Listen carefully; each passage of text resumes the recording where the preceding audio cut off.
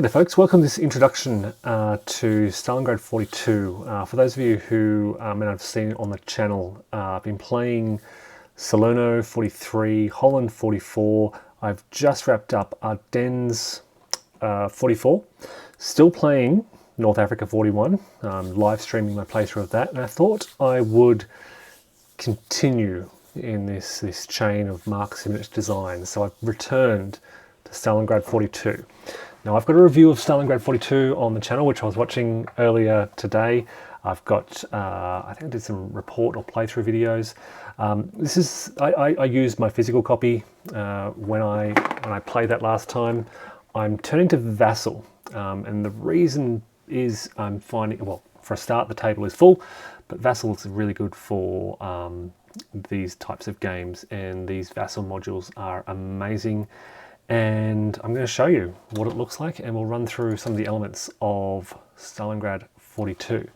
So huge map, this one. This has the biggest footprint of all Mark Simonitch games. I think it probably also has the highest counter count. I don't know about density, but certainly count. I will talk a little about some of the elements, and probably the first thing I need to remind myself is stacking. Soviet stacking is 2 combat units plus 1 free stacking unit. And a free stacking unit is either a headquarters or a silhouetted tank unit. The Axis can stack 3 combat units plus 1 free stacking unit.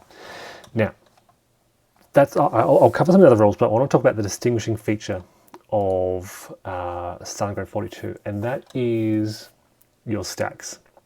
This game, more than any other in the series, in the Mark Simonitch Design 19XX Zockbond series, focuses on maneuver in open terrain and looking to concentrate force against particular enemy defenses. And I'm thinking here really it's about the Axis player maneuvering their units to create powerful stacks to outnumber the defender, and critically use breakthrough combat.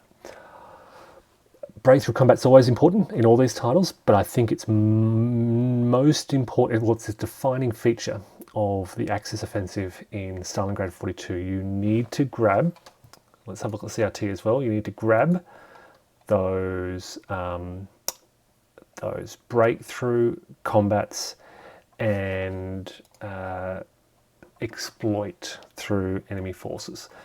Not many roads, there's a rail, there's, of course, rivers, which play more of a boundary role. They're an obstacle, certainly, but they confine the direction of full blow as the Axis forces drive east and then southeast towards these crossings over the Don River towards Stalingrad. That's kind of the general direction they'll go. Swing around, drive through here, link up with the southern forces, and then drive east.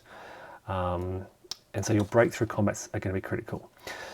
This game also features some administrative elements that, well, fans of the series may be familiar with. You've got air units, you've got, the Soviets in particular have got their train markers, so the rail plays an important role. You can build fortifications, and there are your ASUs, your headquarters or artillery support units. And again, they play an important role. In this game though, you've got a lot of flexibility around. Okay, so what happens is you get resource points, and you've got the flexibility on how you spend those resource points, and those resource points can be spent to build these fortifications or to gain the SPs to flip your ASUs, things like that. So it introduces this resource point system that was kind of expanded in North Africa 41, and you've got that's a degree of flexibility in how you spend your resource points. What else? So then you've got your movement phase, and there's rail and sea and land movement. There are full retreats. So we've just played Ardennes 44. It had broken. This has full retreat, where units have to retreat away from enemy forces. Then you get a combat phase, recovery phase, supply phase, yeah. So I've talked about stacking. Movement is fairly standard. You've got your tactical movement, 1 or 2 hexes. You've got extended movement. Units can extend their movement allowance by 3 MPs if they don't move adjacent to an enemy unit. And that's for all units except those with movement allowances in a black box. Units with their movement allowance in a black box. But I don't... Oh, here we go. So headquarters, for example. ASUs wouldn't be able to do that. You've got rivers and bridges, etc., which are important. I won't go into too much of that. You've got Zoc bonds in this title, and they are critical.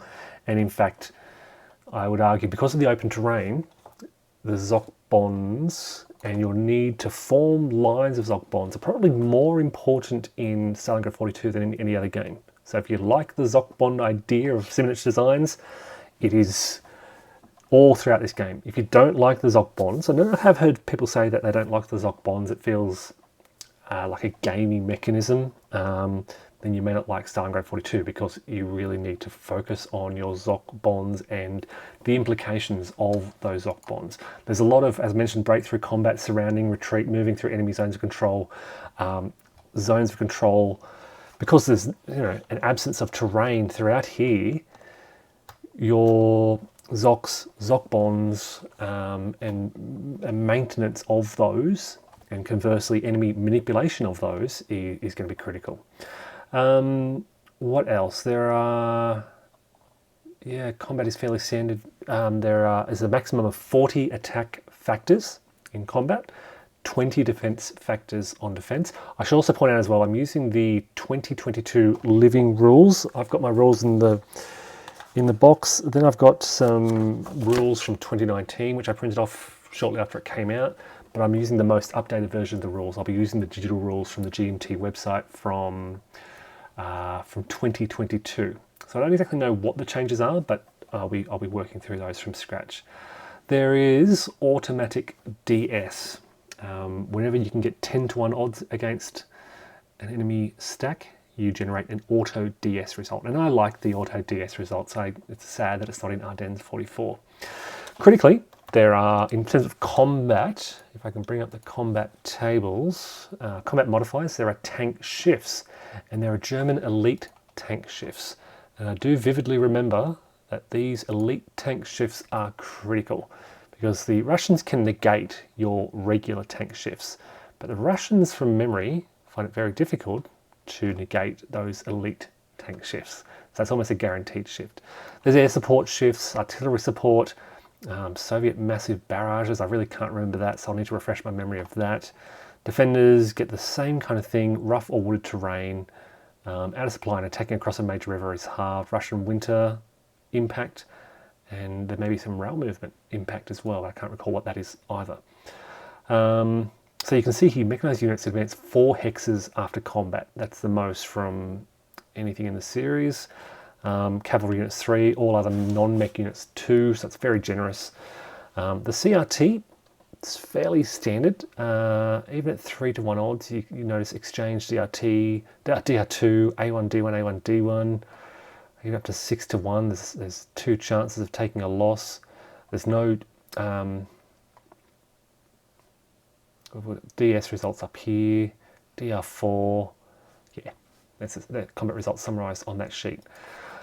So what else? Yes, tank shifts, air support, your ASUs play pivotal roles. You are looking for those shifts because there's no terrain, very little terrain. You are counting your factors, and so much of your attention is focused on your units, your stacks, and what you're bringing to that combat, which is typically in the open.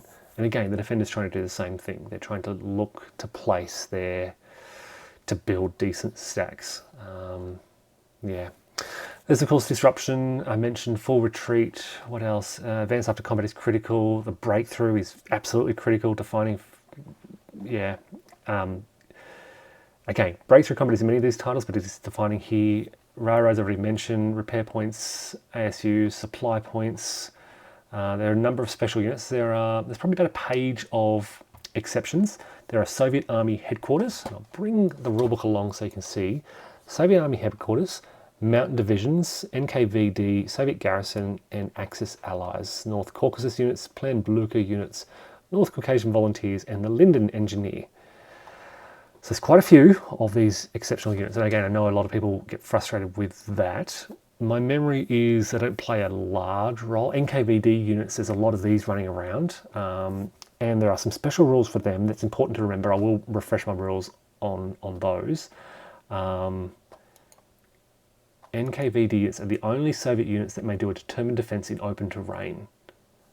So there you go. And there are 8 of those in the game. There are reinforcements, there are weather effects as well, and Russian winter. Yeah, ultimately though, this is a race for VPs, and there are many different sources of VPs. So I remember winning, I think you can capture Stalingrad. I've crossed the, what river is this? The Don Voronezh River. I've crossed over here. I remember that much. I've also crossed the Don. I remember getting to Stalingrad, but I don't know if that was because I wanted the victory points or if Stalingrad is a factor. I will likely not be playing with the advanced rules. The advanced rules include putting a unit in reserve, having to use planned offensives, rules for disengagement, leaders, and contesting city hexes. It's only about a page and a half of optional rules, but I won't be using those. So, yeah, as I said, I'll be playing through these. I may do a few live, the way I'll approach this is I might do a few live playthroughs, and then I'll do some summary videos, which will go up on the channel, rather than doing full recorded gameplays. Those live playthroughs will always be available to view rather than sort of flooding the channel with the recordings that I was doing with Ardennes 44. So if you're interested, check out the live section of videos and keep your eye out for those reports and summaries, which I'll do depending on how much progress I make and if I can find the turn track. It's a victory point track. Where is the turn track? Here it is, off to the left here. Maybe every 4 turns. We'll see how things go. Might be good to do an opening turn and then some reports thereafter. So, as I said, it is a big game. It is a big map. It is the biggest of Simonitch's titles. It runs for 36 turns, but they are big turns. And yeah, keen to get back into this. So, as I said, if you're interested, stay tuned and thanks for watching. Take care.